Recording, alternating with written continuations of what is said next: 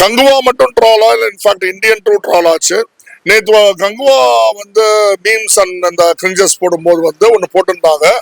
ரஜினியை போட்டு வந்து சூப்பர் ஸ்டார் ரஜினியை போட்டு நீங்க ஜஸ்ட் எஸ்கேப் ஆயிட்டீங்க, ஏன்னாங்க நீங்க சொன்னீங்க கங்குவா உங்களுக்கு எழுதப்பட்ட கதை வித் மைன்யூட் சேஞ்சஸ்ன்னு. சூப்பர் ஸ்டாரை ட்ரால் பண்ற அளவுக்கு போயிருக்கு இந்த வீடியோ. அப்படின்னா என்ன காரணம்? அதாவது இப்போ டைரக்டர்ஸ் ப்ரொடியூசரோட ஃபோக்கஸ் என்ன இருக்குன்னா ஆடியன்ஸ்லாம் வடிகட்ட முட்டாளுன்னு நினைச்சிட்டு இருக்காங்க.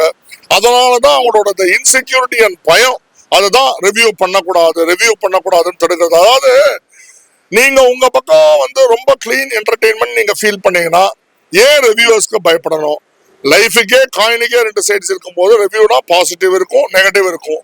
நியூட்ரல் ரிவ்யூன்னு ஒண்ணு கிடையாது. அதாவது பட்டிமன்றம் கிடையாது பொதுவான தீர்ப்பு சொல்றதுக்கு. நியூட்ரல் ரிவ்யூன்னு கிடையாது.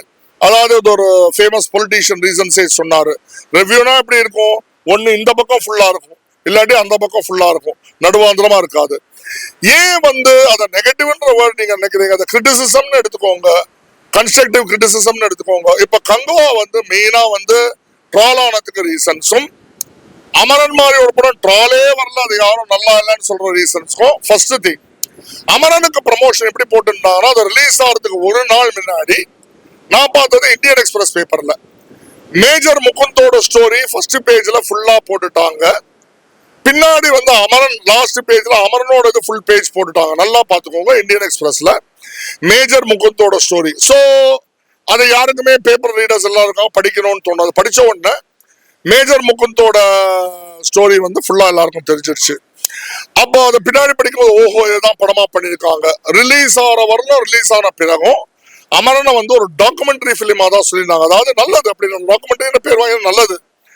அது அந்த ஜானர்ல வர மூவியில் அதுல ரொமான்ஸும் இருந்தது, ஈக்குவல் போர்ஷன்ஸ் ஆஃப் ஆக்ஷன் இருந்தது, வார் இருந்தது, ஃபேமிலி சென்டிமெண்ட் இருந்தது. பட் வார்ன்ற போர்ஷனை காமிச்சதுனால அது ஹெவியா டாக்குமெண்ட்ரின்ற ஜானர்ல கொண்டு போறாங்க. Amaran is definitely not a documentary. கங்குவால வந்து ஓரளவுக்கு டைரக்டர் ப்ரொடியூசர் இந்த டைம் பீரியட் கொண்டு போறோம், இதனால கொண்டு போறோம், இந்த பீரியட் கொண்டு போறோம், இதுதான் அப்படின்ட்டு வந்து ஆடியன்ஸ்க்கு வந்து ஒரு ப்ரிலூடு கொடுத்திருந்தாங்கன்னா மேபி ஆடியன்ஸ் அதை புரிஞ்சுண்டு அந்த இதை வந்து நல்லா ரிசீவ் பண்ணிருப்பாங்க. ரெண்டாவது முக்கியமான காரணம், அதாவது இந்த மார்க்கெட்டிங்ல எல்லாம் போடுவாங்க. இப்போ தீபாவளி சீசன் முன்னாடி சில பேர் கலர் டிவி, ரெஃப்ரிஜரேட்டர் எல்லாம் வாங்கிடுவாங்க. தீபாவளிக்கு அப்புறம் அந்த சீசன்ல தீபாவளி போது பிரைஸ் அடிச்சுட்டு போட்டு ஒரு 10,000 ரூபாய் டிஸ்கவுண்ட் பண்ணா அதை முன்னாடி 10,000 ரூபாய் கொடுத்து வாங்கினவங்க எவ்வளவு வைத்திருச்சா இருக்கும்? 10,000 ரூபாய் ஜாஸ்தி கொடுத்து வாங்கியிருக்கான் எது அதே ப்ராடக்ட. இப்போ வந்து அது 10,000 ரூபாய் டிஸ்கவுண்ட். அப்போ அந்த கடையில போய் கேட்டா அந்த 10,000 ரூபாய் ரீஃபண்ட் பண்ணுவாங்களா? பண்ண மாட்டாங்க. அதே போல இந்த படத்துக்கு வந்து கொடுத்த அந்த ஹைப்புக்கு அதாவது வந்து என்ன பண்ணாங்க, 2 டெசிபல் குறைச்சிட்டாங்களாம், அப்புறம் சில கட்ஸ் பண்ணிட்டாங்களாம். அப்படின்னாலே வந்து அதோட அர்த்தம் வந்து முதல்ல படம் பார்த்தவங்கள நீங்க வந்து ஜஸ்ட் ஒரு கிள்ளிகிரியா நினைச்சிருக்கீங்க. அவங்க வாயை திறக்க கூடாது, ரிவ்யூ பண்ணக்கூடாது. எல்லாருமே கிள்ளிகிரி கிடையாது. யாரோட டைமும் வந்து எல்லாரோட டைமுமே வந்து ரொம்ப பொக்கிஷமானது.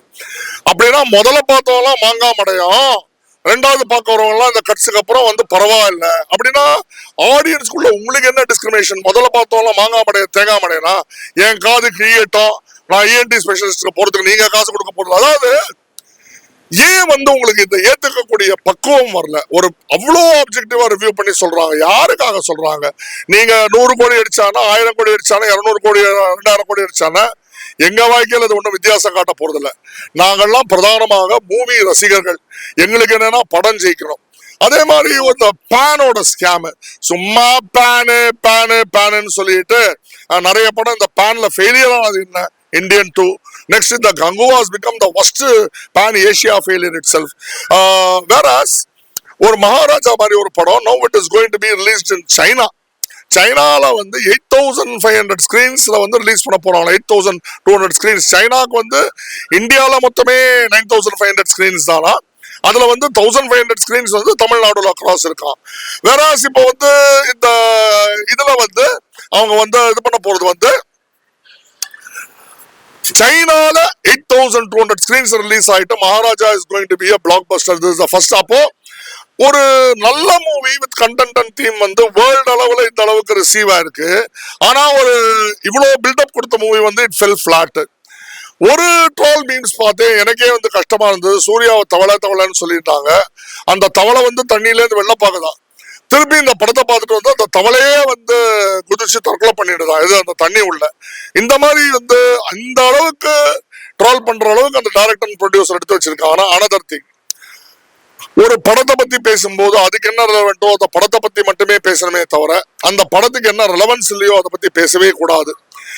இங்க எல்லாரோட கோவம், அந்த வன்மம், ஏன் இவ்வளவு கோவம் அந்த படத்து மேலனா படத்தை பத்தி பேசுறதை தவிர பில்டப் பேசிட்டு அதுல அரசியலை தொட்டுட்டு நீட் எக்ஸாம தொட்டுட்டு அப்புறம் கோவிலோட பெயிண்டிங்கை பத்தி தொட்டுட்டு ஏன் கோவில் பத்தி மட்டும் பேசுறீங்க? வேற எதை பத்தி வேணா பேசலாமே. அது என்ன கோவில் மட்டும் பர்டிகுலர் டார்கெட்? ஏன் உங்க வீட்டுக்கு வெள்ளடிக்கிறத பத்தி சொல்லுங்களேன், எதுக்கு கோவிலை பத்தி சொல்றீங்க? சோ வாய் எல்லாருக்கும் இருக்கு, ஆனா நான் அடக்கம் தான் இன்னைக்கு ரொம்ப நல்லது. நான் அடக்கம் எப்படி பேசணும், யாரை எந்த அளவுக்கு இது பண்ணணும், எந்த அளவுக்கு பர்சனல் அட்டாக்ஸ் எடுக்கக்கூடாது. நான் அடக்கம் இருந்ததுன்னா நல்லா இருந்திருப்பீங்க. நான் அடக்கம் இல்லை. இன்னொரு வீடியோல வந்து அஜித் வந்து வராரா, அவரை பார்த்த உடனே மார்வேஷம் போட்டு ஓடிடுறான் யாரு, சிறுத்தை சிவாவை பார்த்துட்டு. அப்புறம் ஹெல்மெட் போட்டு வராங்களாம் அஜித், அதாவது என்ன காப்பாத்துப்பா, என்ன இந்த டைரக்டர்கிட்ட இருந்து காப்பாத்துப்பான்ட்டு. ஒரு டைரக்டர் இந்த அளவுக்கு இருக்கிற அளவுக்கு ஒரு படம் எடுக்கணும்னா அந்த டைரக்டருக்கு தனி திறமை வேணும். நீங்க படம் எடுக்கிறது யாருக்கா பிரைமரியா சொல்லுங்க, ஆடியன்ஸ்க்கு நல்ல என்டர்டெயின்மெண்ட் தானே எடுக்கிறீங்க. அப்படி நீங்க எடுக்காத பட்சத்துல வந்து இந்த படம் ஓடுமா ஓடாதான் அது நீங்களே வந்து உட்காந்து ப்ரிவியூ பார்க்க வேணாமா? 3Dல பார்த்தேன், நீங்க வந்து சூர்யா சாருக்கு தட்டி கொடுக்குறீங்க, அவர் வந்து உங்களுக்கு தட்டி கொடுக்குறாரு, நல்லா இருக்கு, இதெல்லாம் பார்க்கறதுக்கு நல்லா இருக்கு. ஆனா இது வந்து உண்மையாயிடாது. ஆடியன்ஸ் வந்து ரொம்ப இன்டெலிஜென்ட்டுங்க, அவங்களுக்கு தெரியுங்க